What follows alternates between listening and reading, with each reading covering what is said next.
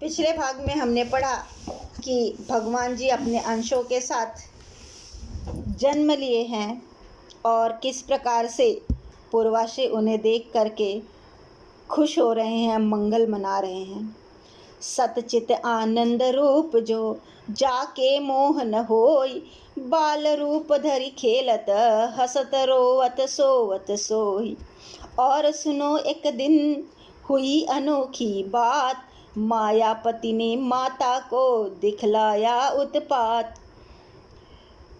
जो भगवान माया के बस में जो भगवान लोगों को अपनी मर्जी से नचाते हैं, आज भक्ति के वश होकर के वह कभी हंसते हैं, कभी रोते हैं, कभी खेलते हैं।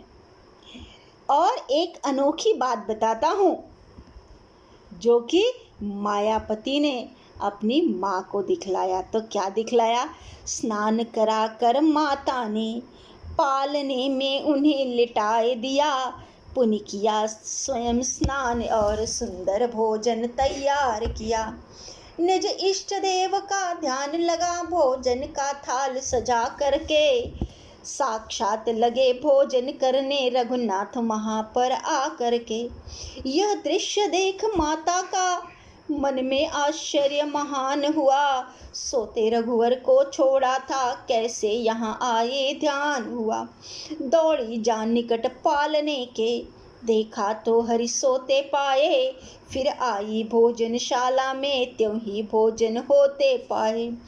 दो रूप देख निज बालक के डूबी अचरज के सागर में, है एक रूप सो रहा वहाँ भोजन कर रहा एक घर में। आँख मूंद करने लगी माता एक विचार, मायापति ने और की है लीला अपरंपार। माता जी अपने बेटे को स्नान करवा करके, राम जी को स्नान करवा करके, स्वयं स्नान करके उन्हें पालने में सुलाती हैं और स्वयं स्नान करके मंदिर में जाती हैं और अपने कुल देवता को भोग लगाती हैं। तो देखती हैं कि वहाँ पर भगवान स्वयं भोजन कर रहे हैं और जब राम को भोजन करते देखती हैं तो दौड़ करके पालने के पास जाती हैं और वहाँ भी देखती हैं तो वो राम जी अभी सो रहे हैं।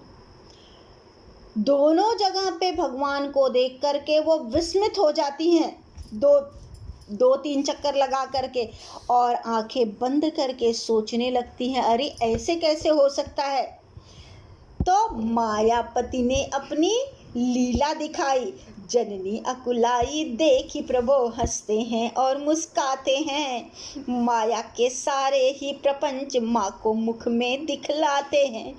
माँ को जब एकदम बिह्वल देखा, उन्होंने बेचैन देखा, तो भगवान जी धीरे से मुस्करा देते हैं और उनके मुंह में भगवान जी अपनी माया के सभी रूप अपने मुंह में दिखा देते हैं। माया के सारे ही प्रपंच माँ को मुख में दिखलाते हैं। अगणित रच सस चतुरानन शिव गिरिज सरिता सिंधु कानन देखे। पुर नगर ग्राम सुख धाम ठाम गौ गज पंचानन देखे। गुण काल कर्म विज्ञान ज्ञान सब ही की भीड़ बड़ी देखी। माया दोनों कर जोड़ महा दासी की भांति खड़ी देखी। अनहोने दृश्य देख माँ का तन पुलकित बार बार हुआ। सुत समझा जगत पिता मैंने मन में बस यही विचार हुआ। वो सारी चीजें देख करके कौशल्या जी बहुत संतुष्ट होती हैं, लेकिन मन में इस बात का थोड़ा सा अफसोस होता है कि जगत पिता को मैंने अपना बेटा मान लिया। असमंजस में देखकर माता को भगवान बालक होकर रोने लगे। शिशु लीला श्री राम। जब भगवान देखते हैं कि कौशल्या जी बेचैन हैं, तब वो कहते हैं कि तब वो वहाँ पे रोने लगते हैं। नित नूतन करते रहे लीला इसी प्रकार, मातु पिता प्रमुदित रहे देखी चरित्र अपार। इस प्रकार से राम जी प्रत्येक दिन कुछ न कुछ नई लीला करते थे और माता पिता उसे देख करके प्रफुल्लित हो जाते थे। जब राजा भोजन करते हैं, चारों को निकट बुलाते हैं, बस एक ग्रास खाकर मुंह में खेलने तुतभक जाते हैं। कौशल्या माता जब जाकर कह वत्स वत्स चिल्लाती हैं, चौकड़ी बालकों की सुनकर दूर और भग जाती हैं। अवसर पाकर भूप ने चारों राजकुमार विद्या पढ़ने के लिए भेज दिए चिटसार।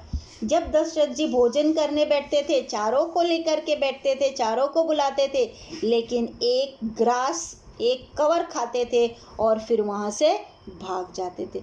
कौशल्या जी जब उन्हें खाने के लिए बुलाती थी तो ठुमुक ठुमुक करके वो और भी आगे ही निकलते चले जाते थे। जैसे जैसे उम्र बढ़ती गई, राजा ने उन्हें पढ़ने के लिए गुरुकुल भेज दिया। गुरु के घर विद्या पढ़ने को जब चारों राजकुमार गए, विधिवत गणेश पूजन करके गुरु वशिष्ठ ने उपदेश दिए। जो है 14 विद्या निधान, वे विद्या पढ़ने जाते हैं, अति अल्प काल में ही सारी विद्या गुरु से पढ़ आते हैं। गुरुकुल में जाकर उन्होंने भी विधिवत शिक्षा ग्रहण की। आजकल जिस प्रकार से हम शिक्षा ग्रहण करते हैं उस प्रकार से नहीं, बल्कि गुरुकुल में जाकर के और सर्वप्रथम गणेश पूजन किया और उसके पश्चात जो 14 विद्याओं का ज्ञाता है उसने भी शिक्षा प्राप्त की। लेकिन कम उम्र में ही, थोड़े ही समय में उन्होंने सभी शिक्षाओं को पढ़ लिया। चारों भ्राता नित मिलजुल कर आनंद नवीन मनाते हैं। रघुनाथ उन्हें सब ही विधि से सच्चा पथ सदा बताते हैं। पूर्वासी लीला देख देख मन फूले नहीं समाते हैं। चिरजीवे दशरथ के लाला विधिना से यही मनाते हैं। चारों भाई मिलकर के क्रीड़ा करते हैं और राम जी उन्हें सदैव ही सही मार्ग पर चलने की प्रेरणा देते हैं। उनकी लीला को देख करके माता पिता के साथ साथ अयोध्यावासी भी खुश होते हैं और विधि मनोकामना रखते हैं कि दशरथ जी के चारों राजकुमार सही सलामत रहे। नर नारी वृद्ध तरुण बालक चारों पर बलि जाते हैं। दर्शन कर श्री जगदीश्वर के निज नयन सफल कर पाते हैं। आए दिन श्री शिव शंकर जी जोगी का वेश बना करके रघुवर के बाल चरित्र देख जाते हैं अयोध्या आ करके। है धन्य अयोध्या के वासी जो नित निश दिन दर्शन पाते हैं।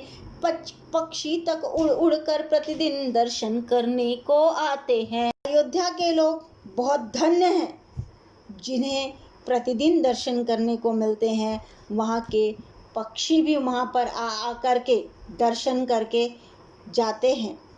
इतना ही नहीं, शंकर जी को भी जैसे मौका मिलता है आ करके जोगी वेश बना करके राम के दर्शन कर जाते हैं। सब भाई मिलकर कभी होते अश्व सवार, धनुष बाण लेकर सभी आते खेल शिकार। सभी भाई कभी अश्वारूढ़ होकर के, घोड़े पर घुड़सवार होकर के, धनुष बाण लेकर के शिकार भी खेल करके आते थे। तो इस प्रकार से श्री राम जन्म जो है आज यहाँ पे समाप्त हुआ। आज के लिए यहीं पर विराम लेते हैं। प्रणाम।